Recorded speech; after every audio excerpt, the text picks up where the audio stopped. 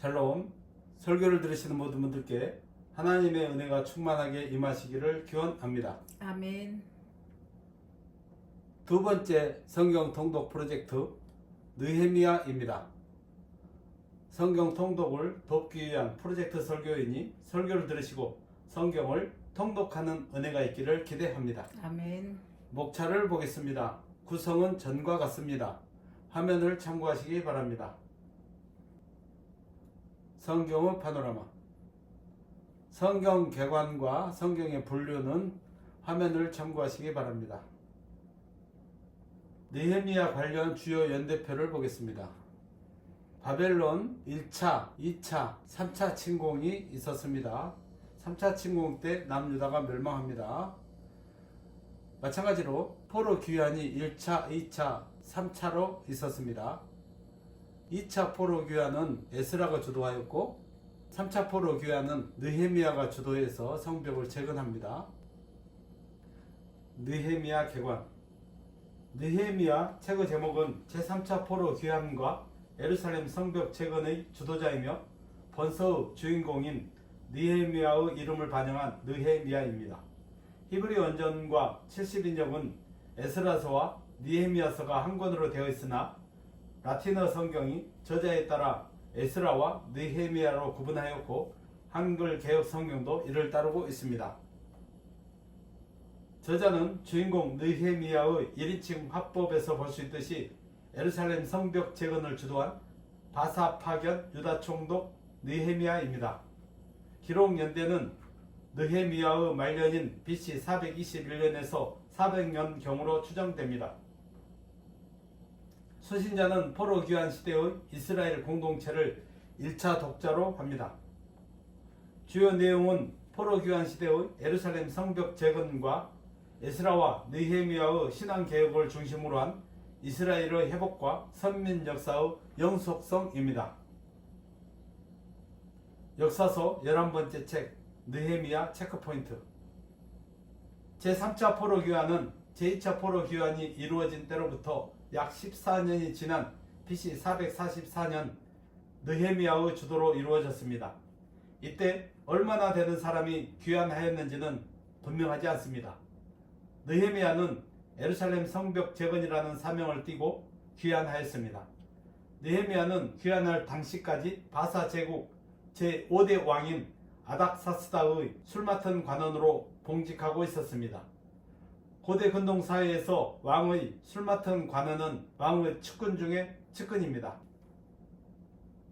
느헤미야는 아닥사스다 제20년에 예루살렘에서 온 동생 하나니와 그의 동행들로부터 예루살렘 성곽이 회파되었다는 소식을 듣는데 이는 BC 586년 바벨론에 의한 예루살렘 파괴를 의미하지 않습니다. 느헤미야가 들은 소식은 제1차 포로 귀환이 이루어지고 제2성전이 재건되고 난 후에 예루살렘 성과 성전을 보호하기 위해 하던 성곽이 회파된 일입니다. 그들은 성전 재건 이후에 예루살렘 성을 재건함으로써 국가적 면모를 갖추려고 하였지만 주변 대적들의 방해로 공사는 중단되고 그나마 중건된 부분조차도 우리가 알지 못하는 이유로 회파되고 말았습니다. 예루살렘 성전을 재건한 포로 귀환자들은 곧 다시 자신들을 외부의 대적으로부터 보호하기 위하여 예루살렘 성 재건을 시작하였습니다. 당시는 바사의 패권주의가 크게 약화되어 애국과 그리스가 독립하여 바사를 위협하는 큰 세력으로 부상하였습니다. 뿐만 아니라 제국 내 곳곳에서 반란이 빈번하게 발생하고 있어서 이스라엘 공동체는 자신들의 안위를 위해서도 예루살렘 성의 재건이 절실하였습니다. 그런데 완공 단계에 있던 예루살렘 성벽은 왕의 지시에 의한 것인지 아니면 대적들에 의한 것인지 알 수 없지만 회파되고 맙니다. 느헤미야가 들은 예루살렘 성 회파 소식은 바로 이에 대한 것입니다. 느헤미야는 이 소식을 접하고 통곡하며 하나님께 기도하고 아닥사스다에게 호소하여 예루살렘 성벽 재건 허락을 받아 귀환하여 대적들의 온갖 방해를 극복하고 단 52일이라는 아주 짧은 기간에 성벽을 재건합니다. 아닥사스다가 느헤미야의 요청을 기꺼이 수락하여 예루살렘 성벽을 재건하게 한 것은 이스라엘 공동체의 온전한 회복을 바라는 하나님의 섭리였습니다. 다만 여기에는 자기가 신임하는 느헤미야를 통하여 당시 매우 불안정하였던 팔레스타인 지역을 안정시키려 한 아닥사스다의 우중이 반영되었을 것입니다. 성벽을 재건한 느헤미야는 에스라와 더불어 이스라엘로 하나님과 언약을 갱신하게 하고 성전 제사 제도를 확립함으로써 이스라엘이 정치적으로나 종교적으로 회복되게 하고 또한 신앙 개혁을 통해 영적으로도 하나님의 선민으로 온전히 회복될 수 있도록 하였습니다. 느헤미야 내용 분해. 포로 귀환 시대의 세 권의 역사서 가운데 그 두 번째 책으로서 BC 444년 느헤미야의 귀환과 그 이후에 진행된 예루살렘 성벽 재건 및 언약 갱신과 신앙 개혁 등을 다루는 느헤미야서 구조는 크게 제1장에서 7장과 제8장에서 13장으로 양분됩니다. 느헤미야서 전반부 성벽 재건 공사와 사회 개혁은 긴장감 있게 펼쳐지는데 후반부 귀환자 명단이나 종교 개혁하는 내용은 에스라서와 겹치는 부분이 많습니다. 전반부 1장에서 7장 느헤미야의 귀환과 예루살렘 성벽 재건에 대하여 다룹니다. 1, 2장은 느헤미야의 귀환과 예루살렘 성벽 재건 준비, 3장은 성벽 재건 공사 공로자 명단, 4장은 대적들의 방해와 위협 속에서 공사하는 양상, 5장은 경제적 문제로 인한 내부 갈등 사백기사, 6장은 느헤미야를 제거하기 위한 대적들의 개교, 7장은 제1차 포로 귀환자들 명단 및 수요 재확인이 기록되었습니다. 후반부 8장에서 13장은 이스라엘 언약 갱신과 신앙 개혁을 중심으로 다룹니다. 8장에서 10장은 낙팔절, 초막절 등 7월 절기 준수와 언약 갱신을 다룹니다. 11장에서 12장은 백성들의 예루살렘 이주와 전국 분산 및 제사제도 확립 등을 다룹니다. 마지막 13장은 느헤미야의 공동체 개혁 조치를 다룹니다. 징검다리 설교. 제목: 성도의 힘은 하나님을 기뻐하는 것. 본문 느헤미야 8장 9절로 12절입니다. 같이 한번 읽어보겠습니다.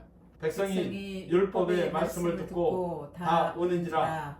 성도 느헤미야와 제사장 겸 학사 에스라와 백성을 가르치는 레위 사람들이 모든 백성에게 이르기를, 오늘은 너희 하나님 여호와의 성일이니 슬퍼하지 말며 울지 말라 하고, 느헤미야가 또 그들에게 이르기를, 너희는 가서 살진 것을 먹고 단 것을 마시되 준비하지 못한 자에게는 나누어 주라. 이날은 우리 주의 성일이니 근심하지 말라. 여호와로 인하여 기뻐하는 것이 너희의 힘이니라 하고, 레위 사람들도 모든 백성을 정숙하게 하여 이르기를, 오늘은 성일이니 마땅히 조용하고 근심하지 말라 하니, 모든 백성이 곧 가서 먹고 마시며 나누어 주고 크게 즐거워하니, 이는 그들이 그 읽어 들려준 말을 밝히 알미라. 아멘. 징검다리 설교 본문의 맥락. 느헤미야 제2부 8장에서 13장은 8장에서 10장과 11장에서 12장 그리고 13장의 세 부분으로 세분됐는데, 이 중 전반부 8장에서 10장은 7월 절기 준수 및 에스라와 느헤미야의 주도하에 이루어진 이스라엘의 언약 갱신에 대하여 다루고 있습니다. 본문은 8장의 나팔절에 있었던 에스라의 율법 낭독과 유다 귀환민들의 통회 및 나팔절 준수에 대하여 보도하고 있는 전반부의 종결 부분입니다. 8장 1절로 3절은 7월 1일 곧 나팔절에 율법책을 가지고 백성들이 모여있는 수문광장으로 와서 새벽부터 한낮에 이르기까지 백성들 앞에서 율법을 낭독한 사실을 보도하고 있습니다. 다음으로 4절로 8절은 에스라가 율법을 낭독할 때의 상황을 자세하게 묘사하고 있습니다. 끝으로 9절로 12절은 율법을 들은 백성들이 슬피 운데 대하여 느헤미야를 비롯한 지도자들이 그들을 위로하고 그들이 행할 일을 지시한 사실과 백성들이 지도자들의 지시에 순종한 사실을 보도하고 있습니다. 이스라엘 자손들이 7월 절기를 준수하기 위해 예루살렘으로 모인 것은 예루살렘 성벽이 재건된 지 불과 5일이 지난 후입니다. 이처럼 성벽 재건이 완료되고 곧이어 새로운 한 해를 시작하는 것을 알리는 나팔절에 백성들이 나팔절을 준수하게 된 것은 이를 계기로 외형적으로는 바벨론에 의해 멸망했던 이스라엘이 온전히 재건되고 회복되어 새로운 출발을 하게 되었음을 상징적으로 보여준다고 하겠습니다. 특히 새로운 해의 시작이 율법의 낭독과 그로 인한 백성들의 통곡의 회개로 시작되었다는 것은 포로 귀한 이스라엘 공동체가 내적으로도 온전한 회복의 길을 걷기 시작하였음을 보여준다고 하겠습니다.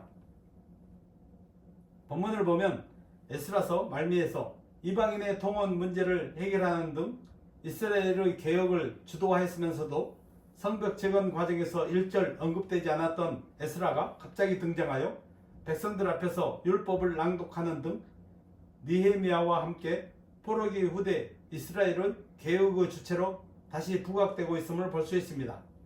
그러한 일이 발생하게 된 것은 아마도 에스라가 느헤미야의 경우처럼 아닥사스다 왕의 소환을 받아 예루살렘을 떠나 바사로 돌아갔다가 다시 돌아왔기 때문으로 여겨집니다. 징검다리 설교 본문의 포인트 및 적용. 9절 상반절은 율법의 말씀을 들은 백성들의 반응을 기록하고 있습니다. 즉 백성들이 율법의 말씀을 듣고 깨달아 다 옳았다고 증언하고 있습니다. 여기서 우리는 백성들이 다 옳았다는 사실에 주목해야 합니다. 백성들이 하나님의 말씀을 듣고 옳았다는 것은 그들이 회개한 것을 의미합니다. 그런데 중요한 것은 하나님의 말씀을 들은 모든 사람이 다 회개하였다는 사실입니다. 이는 하나님의 말씀은 그것을 듣는 모든 사람의 마음을 움직이는 능력이 있음을 의미하는 것입니다. 적용을 해보겠습니다. 하나님의 말씀은 그 자체에 사람의 마음을 움직이고 변화시킬 수 있는 능력이 담겨 있습니다. 아멘. 성경은 하나님의 말씀이 불과도 같고 반석을 쳐서 부서뜨리는 방망이와도 같다고 가르칩니다. 하나님의 말씀 앞에서는 완고하고 패역한 사람이라도 바뀌는 법입니다. 아멘. 히브리서 기자는 하나님의 말씀은 살았고 운동력이 있어 좌우에 날선 어떤 검보다도 예리하여 혼과 영과 및 관절과 골수를 찔러 쪼개기까지 하며 또 마음의 생각과 뜻을 감찰하나니 라고 하였습니다. 아멘. 하나님의 말씀을 건성이 아닌 마음으로 들으면 누구나 변화하는 역사가 일어납니다. 아멘. 그러므로 말씀을 마음으로 들으시기 바랍니다. 아멘. 아울러 하나님의 말씀을 선포하시기 바랍니다. 아멘. 그러면 들을 길을 가진 사람은 모두 그 말씀을 듣고 하나님의 말씀의 능력으로 인하여 변화될 것입니다. 아멘. 10절을 보면 에스라가 선포한 하나님의 율법을 통하여 자신들의 죄를 깨닫고 슬퍼하는 백성들을 향하여 느헤미야는 근심하지 말라고 위로하고 여호와를 기뻐하는 것이 너희의 힘이라고 했습니다. 아멘. 여기서 힘이란 원문으로 볼 때 요새나 성체를 의미합니다. 그러므로 여호와를 기뻐하는 것이 너희의 힘이라는 말은 여호와를 기뻐하는 것이 너희의 요새가 된다는 의미입니다. 이는 달리 말하면 너희가 여호와를 기뻐하면 여호와께서 안전하게 지켜주신다는 말입니다. 아멘.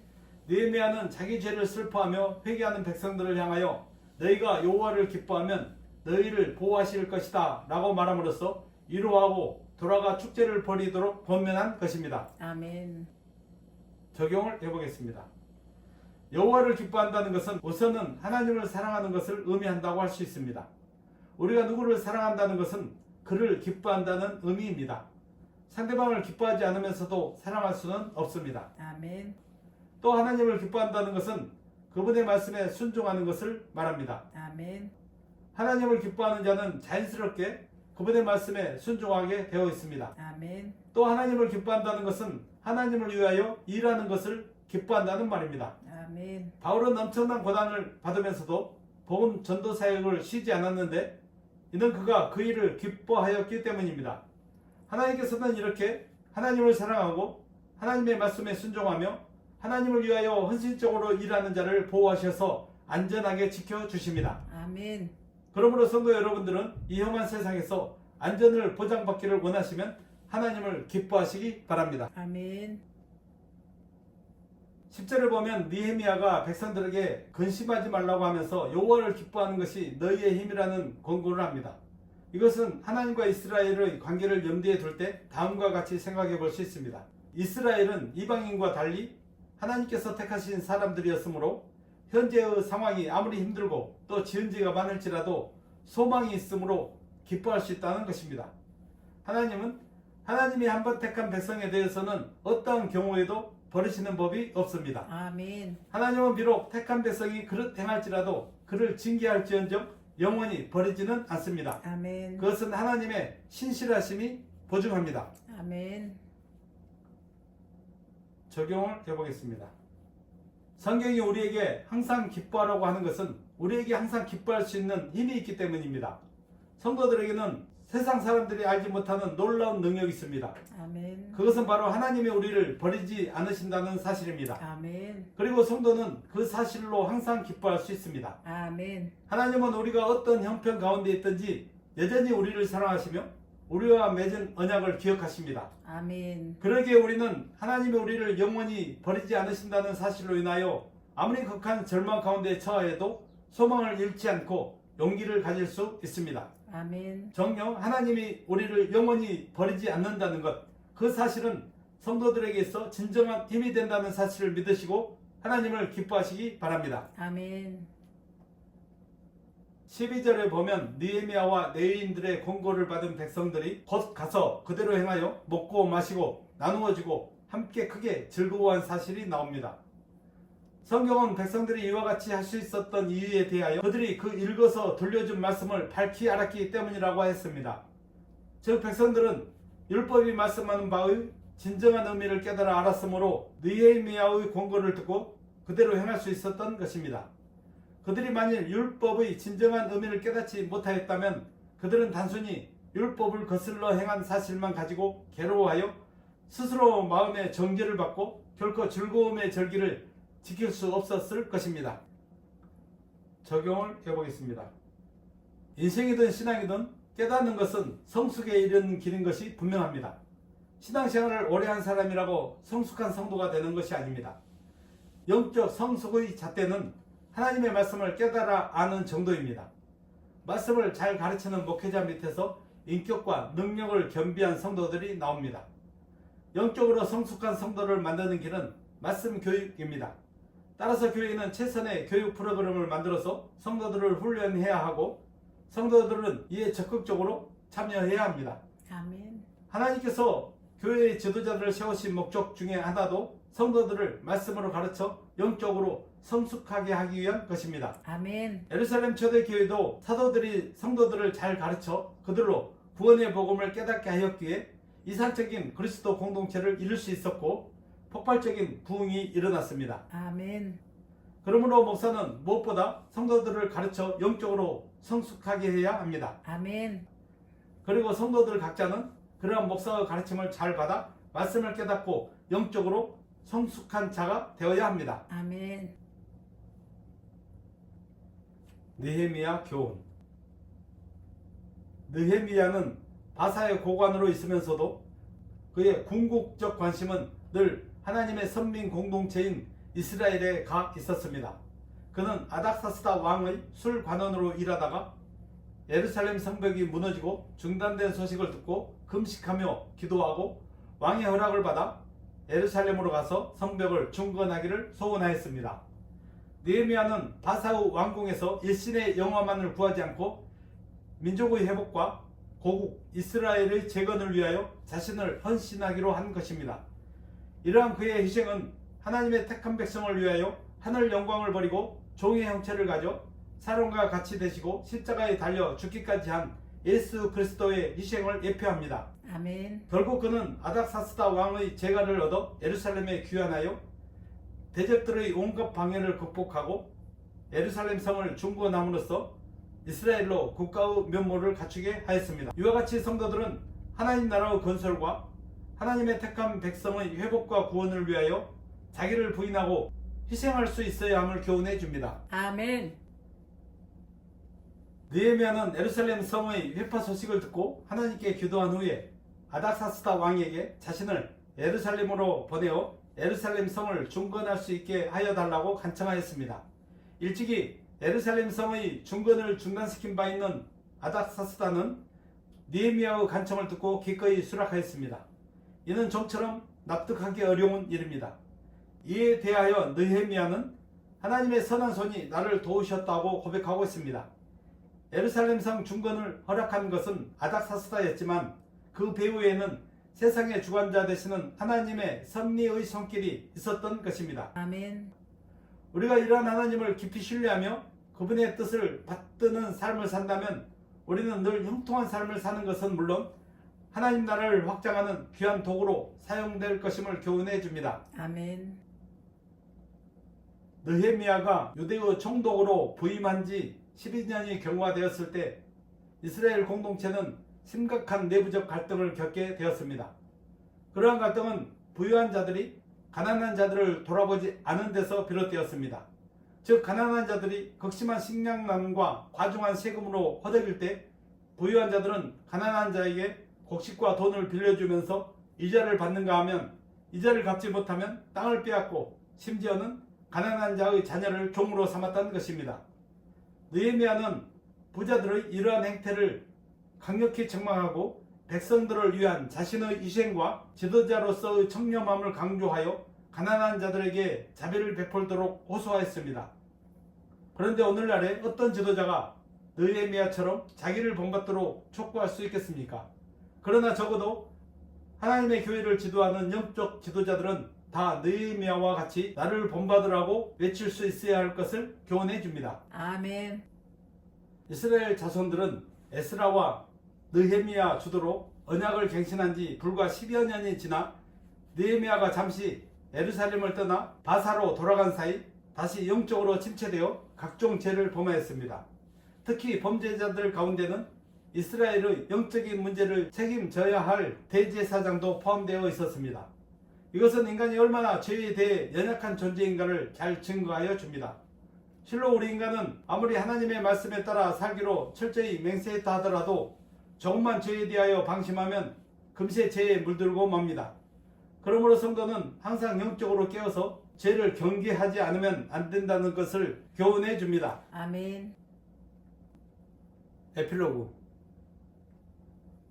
느헤미야서는 제3차 포로 귀환을 주도한 느헤미야에 의해 기록된 책으로서 BC 444년 제3차 바벨론 포로 귀환으로부터 BC 400년경까지의 예루살렘 성벽 재건과 신앙 개혁을 중심으로 한 이스라엘 공동체의 재건 과정을 다룹니다. 느헤미야 분량은 13장 22쪽 정도 되니 45분 정도면 충분히 한번 통독할 수 있습니다. 설교를 들으시고 느헤미야서를 재미있게 읽을 수 있기를 바랍니다. 아멘. 성경을 통독하면 하나님을 아는 지식의 지경이 넓어지고 성령을 힘입어서 경건의 능력을 갖춘 성도의 삶을 살 수 있게 됩니다. 성도는 성경을 여러 번 통독하고 반복해서 읽고 또 읽어야 합니다. 그런데 성경 통독은 잠깐씩 한 절씩 시간이 될 때 할 수 있는 것이 아닙니다. 말씀을 읽을 계획을 세워서 하루에 1시간 정도씩 꾸준하게 읽어야 합니다. 아멘. 말씀을 정리하고 마치겠습니다. 느헤미야서는 귀환한 백성들의 성벽 재건과 사회 개혁과 신앙 개혁을 기록했습니다. 이는 오늘날의 교회 지도자와 성도들이 하나님 나라의 일을 하다가 부딪히는 방해 세력과 이기들을 어떻게 극복해야 할지에 대한 모범을 보여줍니다. 성도 여러분들은 말씀의 능력으로 무장하여 기도하는 지도자와 함께 믿음의 선한 싸움을 싸우고 승리하여 하나님께 큰 영광을 돌릴 수 있기를 바랍니다. 아멘. 설교를 들으시는 성도 여러분, 이제는 하나님의 말씀을 읽고 듣고 지키는데 더욱 강하고 담대하시기를 바랍니다. 하나님의 말씀을 깨달아 기뻐하며 하나님의 능력을 힘입고 최후 승리를 얻기까지 모든 영적 전쟁에서 승리하시기를 주의 이름으로 간절히 축원합니다. 아멘. 아멘.